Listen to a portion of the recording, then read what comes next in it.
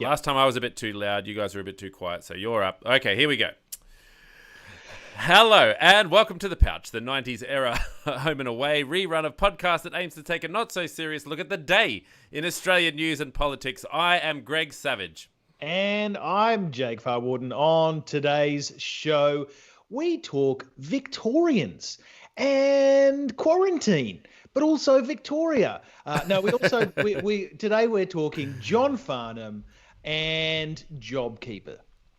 And our guest tonight is none other than the host of the internationally renowned Aussie English Podcast, Pete Smissen. Stick around as we invite him into the comfort of the pouch and ask him to display his general knowledge about Australia. Dun, dun, dun, dun, dun, dun, dun, dun, dun, dun, dun, dun, dun. Jake. Greg. Let's run through a few headlines. By the way. That was an intense Jake just then. I've been practicing all day, looking in the mirror. So let's run through a few headlines, Jake. The idea behind these daily shows is that we'll quickly run through a few headlines before we introduce our guest. Dreamworld's parent company, Ardent Leisure, is fined $3.6 million over the deaths of 4 people on the Thunder River Rapids ride in 2016. Cindy Lowe, Kate Goodchild, Luke Dorset, and his partner, Ruzi Aragi, is that right? Yep. Died when their raft collided with an empty raft and flipped in 2016. That was terrific. And Daniel Andrews says that Victoria is ahead of schedule, but stresses the importance of testing. The Victorian Premier says that the state is well on track with its coronavirus roadmap, but that does not mean that people should stop getting tested if they have symptoms. Said Jenny Makakos, "You're very testing, Dan." Hotel quarantine became seeding ground, leading to 768 deaths and 18,000 infections, inquiry hears. The inquiry into Victoria's hotel quarantine program hears the program failed to meet its primary objective to keep the community safe from the virus, with devastating consequences. This makes it the 1,000th government program not to meet its objective for the year 2020, and all state and federal leaders are celebrating by finally getting around to downloading the COVID Safe app on their phones. Except for Barnaby Joyce. No way. He hasn't figured his phone out yet. Yes, with COVID-19 largely contained in New Zealand and as cases decline in Australia, talks of a travel bubble with some states have returned. Families separated by the Tasman Sea may yet get to reunite at Christmas after New Zealand Prime Minister Jacinda Ardern's most optimistic comments on the resumption of regular travel arrangements with Australia.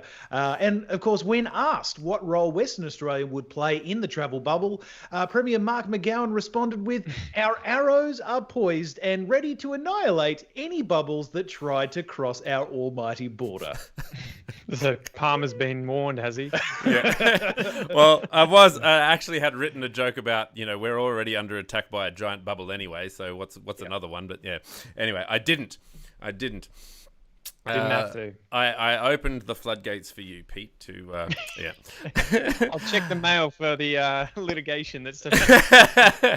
All right, now before we complete our shallow wade into some of the more noticeable news headlines from the day, more notable news headlines from the day, let's introduce tonight's guest, Pete Smissen, from the highly successful, internationally renowned and highly internationally successfully renowned podcast, the Aussie English Podcast. Pete, how are you? I'm good. If only those sorts of introductions grew the podcast. They do. We have it on great authority. Yeah, they absolutely do. That's basically what how your fans have written into us. Yeah, that's they have. That's true. That was a quote, was it? Yeah, exactly. I prompted them that. So love it. And chugging along, man. I'm enjoying regional Victoria's laxer rules now that the COVID crisis has dropped. I think we're getting below 1 case in regional Victoria a day. Yeah, that's your current 14-day average. Yeah, taking names or not. Yeah. It's brilliant. It's such good news. Really good news, I think. And I imagine your viewers of the show will know I like to drop in Matrix references whenever I can. And I imagine you're feeling a little bit like Neo when he first discovers that he's out of the Matrix, and he says, why do my eyes hurt? And they said, well, you've never used them before, And I imagine your legs are atrophied, that you don't quite know what the sunlight looks like. It burns as us. It burns as us. Yeah. Oh, I love it. Okay, well, let's get into the shallow Wade. It's always great to have you on the show, Pete, because you're a thoughtful young gentleman, and you think about things, and I can tell when you're on our show that you've been bubbling away at a few things. And the other reason I like having you on the show is because you ask us questions. You don't get that from any other guests, huh? No. Usually they're pretty passive.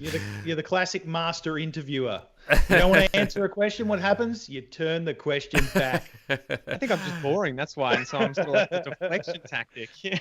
All right, now we love our music news here at the Pouch. We love speaking about Powderfinger, about Midnight Oil, about anyone who really shouldn't be making music anymore. And and Speaking of people, case in point, John Farnham has slammed anti-lockdown protesters using his iconic song as a rally cry, sort of harking to a lot of bands who have said, to Donald Trump, stop using our songs, and that'd be really nice if you could stop using our songs. So this is a sort of a bit of cry to there. Jake, what's happening? Well, the coup de grace is that the manager of Australian... The what? The coup de grace, the great stuff. Death kill. I had some of that for breakfast. Coup de grace, bit of cheese. It's very delicious. Yes, the manager of Australian rock icon John Farnham has hit out at coronavirus protesters who are marching to his most famous tune, Sadie the Cleaning Lady. Which, of course, is one of his songs. No, they're marching to You're the Voice. Melbourne's Chadstone Shopping Centre became the site of the latest anti-lockdown rally over the weekend, and about 50 people gathered in front of a pharmacy. Irony. Before breaking out into a rendition of Farnham's You're the Voice. The song has become a common theme at the rallies around the city as stage 4 lockdowns continue. But now Farnham and his manager have distanced themselves from the protesters. His manager, Glenn Wheatley, this is amazing. Glenn Wheatley has been his manager for 50 frickin' years. Yeah. 50 years. It's amazing. It's a great friendship, great manager. Anyway, he said John vehemently objected to the use of his song in a public protest during the lockdown. Quote, it's very offensive to John and I that they choose to use You're the Voice as the theme of this protest, he said. Well, it's a war song. It's a war song, isn't it? It's an anti-war song. Well, it's kind of it's a come to Jesus type song. It's a we're all gonna. Sorry, I'm using outdated terms today. There's many of them. Yes. Anyway, it's one of it's an anthem. It's one of those things. People congregate to those types of songs. But Pete, what do you think? Outside the Chadstone Shopping Centre. Exactly. It was pretty piss weak. If you actually saw the footage of the guy with like an acoustic guitar trying to sing it with these, ragtag group of 20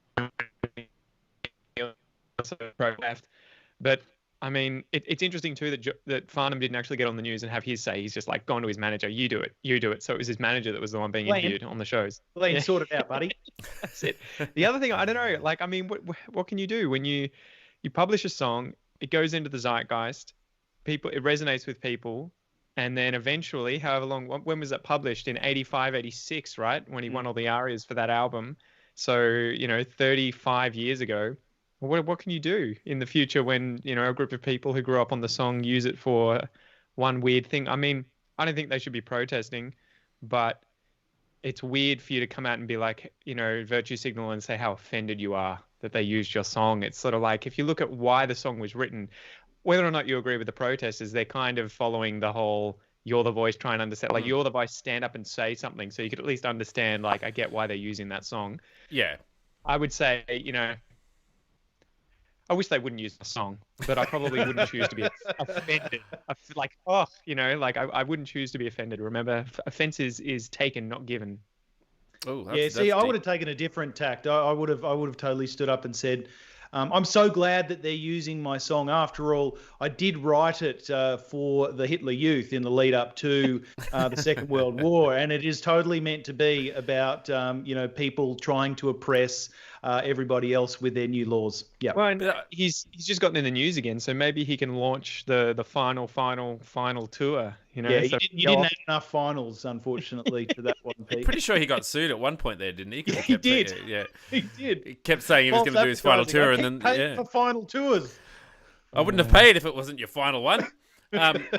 Well, yeah, I agree with you, Pete. I think up to my favorite bands sort of don't even really explain what their songs are about. You know, bands like Tool, they just sort of go, look, whatever it means to you, and if it's positive, then that's a really good thing. So it's interesting to hear, that suddenly as soon as a song becomes political, it's like, well, hang on, yeah, I don't know. It'd be interesting, wouldn't it, if they sort of came out and said, look, obviously it's not the premise of the song if you have a look at it, but it resonates with them, and if this is what's happening, then I don't know. It's weird. Yeah, you own the song, but you don't sort of own that zeitgeisty thing like you mentioned of the song. It's sort of yeah. And you're not responsible, right? So anyone who's going after John because a group of 30 or so people with 4 teeth between them decided to protest and use his song, I mean, it's not his responsibility. So no. But as well, it's just a news story pulled out of nothing. It's like, why am I reading this? Is there? Do we not have anything else going on? Because we have a daily show. Yeah, No, but I mean on ABC. There's only so much Daniel Andrews we can talk about, Pete. I know, Jesus. So important question, and I'd like to ask this of both of you. If you were holding a protest, pick your subject. I'm not going to suggest that either of you are anti-lockdown protesters, but if you were to be in control, by staying at home. if you were to be in control of the playlist for a protest, Pete, what's your protest song going to be? Well, my first sort of idea was Another One Bites the Dust by Queen, but then I realised how inappropriate that was, so I thought maybe Mambo No. 5. I like it. I love it. I've gone with Let It Go. Yeah, I was thinking about Who Let the Dogs Out. Because I've never, I don't know. Maybe I'm a terrible Australian, but I've never been that angry I've never been so angry at anything that I've gone out and protested before. So I don't know. Maybe I might be the sort of the person out there just going, just let it go, man. Just like let it happen. It's a difficult one though, right? Because they have issues where I can see, if I put myself in their shoes and actually consider why are they upset? Why are they out there protesting, aside from the fact that there may be people who are like, selfishly, I'm just sick of this, I want to get back to work. I think most of them are worried about their jobs. They're worried about their businesses. They've had loved ones. They're, like suicide has gone up apparently based on what I've been reading. And so I can imagine and what was the other example? The chick from Canberra who was trying to go to Queensland to see her father. Yeah. Yep. Oh, yeah. Couldn't even go to his funeral. So I can imagine that there are certain people who are in situations where they are just like sick and tired of these seemingly very, very draconian rules that are controlling them and preventing them from doing stuff like that, especially on a personal, individual basis or level. So I can see the frustration, but yeah, it is difficult. I think I would be probably singing a different tune if someone in my family had killed themselves because of lockdown or died from COVID and I couldn't deathbed or go to the funeral. So yeah. Yeah, that's true. That's true. No one wants to have their wool pulled over their eyes, do they? Like no one wants to be. Everyone thinks that they're smart enough to figure these things out. So, when they think that their wool's being pulled over their eyes, they're bound to sort of retaliate a little bit there. All right. Now, Jake, we're going to move on to JobKeeper. JobKeeper has started to creeping. JobKeeper has just started creeping. Oh, what does that mean? I was going to do Job Creeper. It's become because it's creeping down now. Right. But anyway, sounded I wrong. didn't. Okay, JobKeeper is turning into JobKeeper is turning into Job Creeper. How's that? Smooth? Nailed it. Opposition parties and unions are angered by the federal government going ahead with its planned winding back of the JobKeeper wage subsidy on Monday, just days after reducing the job seeker coronavirus supplement on Friday. What are the details, Jake? Give us the deets. Give us the DEE. Be the deet maker of the JobKeeper. Be the deet keeper. Yeah. I like it. Yes, well, as of today, Monday, the 28th of September, JobKeeper will be reduced from $1,500 a fortnight to $1,200 a fortnight for full-time workers and $750 a fortnight for part-time workers. The job seeker supplement that was created essentially to supplement the existing job seeker during COVID was reduced late last week from $550 a fortnight to $250 a fortnight. The Australian Council of Trade Unions said that 3.5 million people, more than a third of the pre-COVID workforce, are currently receiving the JobKeeper payment, and they're going to be worse off from this week. The Treasurer, of course, had right of reply, and he's promised that the government will continue to support Australians through the pandemic, saying that his October 6th budget will focus on economic recovery and creating jobs. But essentially, he said, it's time to get back to work. This doesn't apply to Victoria, does it, Pete? Good question. It actually does, because so it may not be. I was under the impression that it's a blanket thing, but right. I would be surprised how well that will play out. Well, essentially what the Treasurer has said is, guys, we gave you a bit of time, and you've let us down with your little roadmap there. We want you to accelerate your roadmap. If you're going to go at your own pace, well, hey, we're going to go at our own pace too, and it may not be as slow. So, because if I remember correctly, last night after they said that everyone could go out jogging and running and things like that today, they said that about 150,000 people could return to work as of today. So that, so it said Gareth Strystamanis has said it does. My employer no longer qualifies for JobKeeper, so it's picking up a shift where I can, or a reduction in job seeker. So that's pretty big news. Yeah. Okay. It is, yeah. I think the Premier announced that jobs such as factory workers, warehouse workers, they'll all be going back to work as of today, will be rather implored to go back to work as of today, as well as some of the hospitality industry, including cafes, etc. Okay, all right, full on. Okay, were there a lot of traffic around there today, Melbourneites? Was it big? Probably not. No, well, you don't.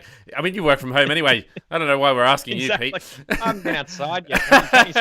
It didn't matter whether it was lockdown or not. So, but what are you going to be selling on Etsy to make ends meet, Jake? Well, look, I'm partial to a bit of crochet. So I'm thinking of crocheting Dan Andrews' face. Yeah. And just keeping it close to me. Yeah, we all are. Look, if there's one thing that we've all learned from this crisis, it's that you can always trust all of your politicians all of the time. Absolutely. No, Gareth said it wasn't as busy this morning. I want to. Actually, he just said no. I'm going to add that to the broadcast. No, classic. I want to talk about. Can we come back to this? The trans-tasman bubble. I want to talk about the trans-tasman bubble a little bit. So tell me, so this wouldn't apply, from what I can understand, this wouldn't apply to everyone. This would apply to select parts of Australia. Yeah. Well, it's twofold. Number one is they are targeting states that have applied and can use and are using regularly definitions that of hot zones essentially that align with New Zealand. Yeah. And what that would essentially mean is you got a cluster. And moreover, you got a cluster with some unknown cases, or unknown where they got it from, and essentially that area is then locked down, and so is the area around that little area, and people within that hot zone would not be allowed to travel in and around both their state, but also within the travel bubble. Okay. And I think in the initial stages, both Ardern and I believe it's the federal tourism minister, are proposing Queensland, and I think it was Tasmania. I thought New South Wales was part of it too. I did hear New South Wales in one report, but then I saw a whole bunch of others that absolutely excluded New South Wales. Are you a fan of New Zealand, Pete? Not really, no. Of course. Everyone loves New Zealand. I've been there once, and it was for a 1 hour stopover in the Auckland airport. And, you know, as far as I experienced, it was amazing. So, the people. Good chips. Yeah. Great chips. Rich tapestry of people in that airport. No, but I mean, my dad's always ranting about New Zealand just being the best place in the world to live in terms of quality of life. So, yeah, I think How do you feel about your dad being wrong? Huh? He's never wrong. You should ask him. Because I saw the moment that Pete's brain melted. Yeah, I lived in New Zealand. I've lived in New Zealand in total for about three and a half years, on and off for about 3.5 years. So I love the place. It's a beautiful place. They're very well connected over there. So, you know, they're very, as you've seen through Jacinda, you've seen that it's very much like, you know, whatever happens in New Zealand just sort of stays in New Zealand. And so they, like, I applaud her. I guess I want to come to this point that, you know, she's sort of held in quite high regard in general conversations due to her strong stance on coronavirus. Yeah. Whereas what's interesting to me, to make a link with the Victorian situation, is with Daniel Andrews. He's taken a strong lead. And we sort of, I feel like we're at a tug of war at the moment. Like, we're sort of like, do we like him? Do we not? You know, no one wants to admit that maybe he's made a few mistakes. People don't want to be tricked. You know, what do you think about his stance? What is the actual vibe down there in Melbourne around it? Do you feel that same pull that people are maybe sort of, you know, questioning their loyalty to him at the moment? On the whole, it seems like, I think polls are saying he's got 87% approval ratings from people in Victoria. They had an issue in the last week where I think it was Sky News was reporting on these polls that was slamming Andrews with something like 70% disapproval ratings, but it turned out that was all bots. Right. Someone had paid a certain group online to effectively lodge all these votes on these sites. So, well, they did a Sky News poll, and the 3 people watching were all very negative. But I think you've got the silent majority that are at home behaving themselves, trying to do their best to make sure everything goes past, and then you've got the loud minority that are the ones calling him a communist and, you know, saying he's only made bad choices, etc. But I think, considering that we've got the light at the end of the tunnel currently blinding us, you know, we're doing pretty well. And I mean, give the guy a break. Like, what's he done now? 4 months in a row, TV conferences. He hasn't had a single day off. He's probably been working 12-hour days, showing up every single day, doing the best that he can. I mean, I'm not sure what else you would want him to do. And I'm definitely glad that the opposition leader is not in control. But I can see as well why people are, you know, furious, especially my friends who work in the hospitality industry. They're sort of pretty over the whole situation and wanting to get back to work. Yeah. And of course, it's you know, Jacinda doesn't have a leader above her white-anting, you know, saying essentially, you know, this is wrong, should be faster, everything you're doing here is wrong, you're the problem, etc. You know, and you know, while it's not necessarily relentless, we do get a bit of that from both various federal ministers as well as the Prime Minister himself. I'd love it if he walked out at his next press conference with "You're the Voice" playing. I love it. Just Daniel Andrews? Daniel Andrews. Just rub it in. He comes out with a guitar, you know. Well, what I'm waiting for is one of the iconic photos from very early on in the Victorian lockdown was a tweet from Daniel Andrews where he took a photo of one of the main highways, and it was completely empty, and it was just "Thank you, Melbourne." You know, essentially staying in their houses, etc. Looking forward to, you know, at the end of this mess, him doing the exact same thing, and it being either, you know, packed full of cars, which, you know, nobody necessarily wants to see that, but it does obviously suggest that both Victoria is getting back to business, back to normal, and so is the economy, which are two things that you know, Australia and Victoria absolutely need. All right, so let's move on now. We've tackled all of the problems and solved all of the world's issues. So kudos to us. Jake, let's turn our attention to Australia. Let's turn our attention to what Pete and I potentially know about Australia. Now, for those Jesus. Unbeknownst to everyone else, we actually did a trial run of these. Same questions. Daily shows the Same other day. And I was very disappointed in myself, actually, more than anything. I really went away questioning whether I was capable or the right person to be running an Australian podcast. So, are you ready to go, Jake? Are you ready to test? I'm so ready. Okay, so this is just some general knowledge that people at home, you can play along, obviously, and buzz in with your questions.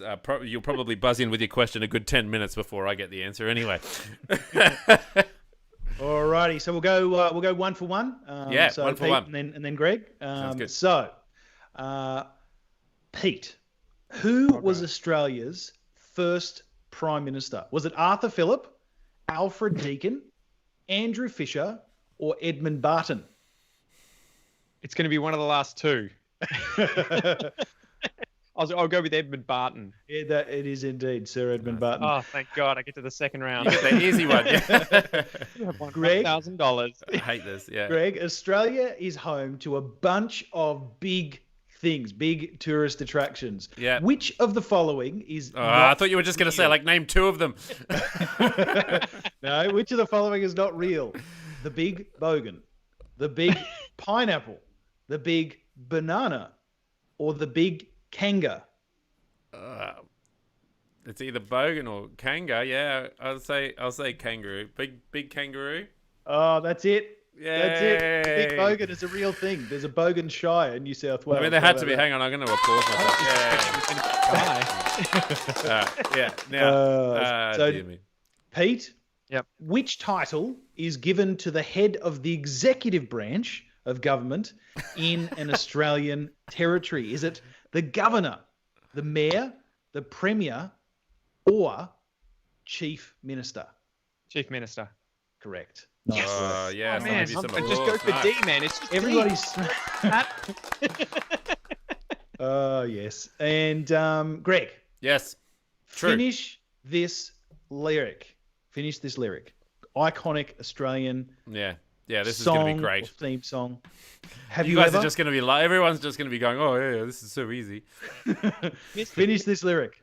Have you ever? Is that it? Yep. Have you ever had a Vegemite sandwich? No. I'll try. Maybe I'll sing it like this. Have you ever? I could see. Have you ever had a something like this? Have you ever had a something like this? Is that what it is? Yeah. I don't know what it is. Have you ever felt like this? Have strange things happen? All right. Are you going around the twist? Is that so? Round the twist. Paul Jennings. Right, Paul Jennings. All right. There we go. I get some bonus points for that. I need a noise which shows that I'm a terrible person, like a bicycle horn. Yeah. Pete, in which city was Australia's first Parliament held? Was it Fremantle, Canberra, Sydney, or Melbourne? Sydney. Incorrect. No, it was Melbourne. Really? It was indeed Melbourne. Greg? Yes? What is the name of the lower house of the Australian Parliament? Are you talking about the Senate is the upper house and the House of Representatives? Oh, nice work. Yes, that is it. Pete? Hang on, I've got to applaud myself. Hang on, I have to applaud myself. Yeah. You guys can't hear it, but I can hear it. That's the most important thing. Yeah. Pete, what is the name given to a male kangaroo? Come on, you're a scientist. You're a full-blown scientist, an Australian scientist. Yeah, I know. That'd be really bad. I'm jockey strap. a buck. A buck. Is it a buck? No, it's a boom. Boomer. God damn it. Next slide. What's the female one? Good question. Let's move on. A boomless. Come on. Rank. Greg? Yes, what? Australian Stop yelling senators, at me, Jake. Australian senators who Where do are I get these responsible questions? for organising the activities of Friggin' party questions about members in Joeys. the House of Representatives and the Senate are known as what? Are they known as private members, clerks, dingoes, or whips? Whips. Yep, that's it. Nice work. Do you nice know? work. You're doing well. I just guessed that because that's the only political word I learnt about whips from watching House of Cards when you were allowed to watch House of Cards. So anyway, that's why I just got that one. Anyway, and it wasn't going to be dingoes, was it? Well, actually, that is a no. It wasn't. And Pete, final two questions. What is the northernmost tip of Australia? As in part of the island or part What of is all Australian territories? I'm going to say, what is the northernmost tip of Australia? The Cape York Peninsula. Correct. Yes. Oh, Nice. Work. nice. Nice. I was work. like, this is going to be a trick question where Christmas Island or something just further. Rachel May has said that a girl kanga is a Jill. Oh, how about that? A Jill and a boomer. Is that That's true? random She though, could just right? be making up anything. Jack Jill. It is so freaking random. Yeah. Greg, final question. Final question. Great. Yep. What is the middle name of the former Prime Minister, John Howard? John I'm always saying this, Leslie? Greg. Always saying that. Anytime we discuss John Howard. His middle name is You're an Idiot? No, I got nothing. John Leslie, Smith, Paul, Terry, I'll give you a hint. Oh, It man. starts with W. It's William, bad. No, it's Wonka. bad first. Wordsmith, Yes. No, it's Winston. Winston. You reckon it's after Churchill? Yeah, of course. John No, Winston Howard. it wasn't. Winston Churchill was his grandfather, wasn't it? That's how he got Oh, it. actually, Yeah. you know what?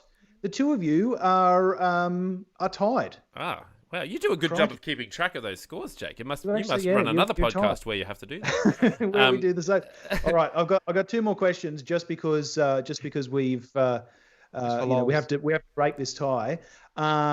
Pete, what does Australia have more sheep than? New Zealand. People. That was good. That was a good answer. What are you just staring at him Yeah. for? Because I wrote down the question wrong. All right. It's going to be. We have more sheep than No, both. it's true. sheep We and have more. kangaroos. We have more sheep New than people. Zealand. Yeah. Than New We have Zealand, more sheep yeah. than people. That is correct. Yay, All right. You win. For the tie, Greg, or for Oh, the yeah. loss. Yeah. Greg, Yeah. who is Right. Australia's longest serving Prime Minister? John Howard. No, it's Robert Menzies. Yes. That would have Robert been my guess Menzies. too. Yeah. So congratulations, Pete. You won.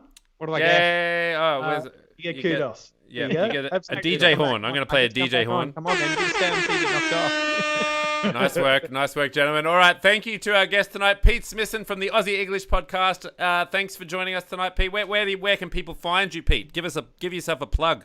So my address is number 14. Nah, you just search Aussie English.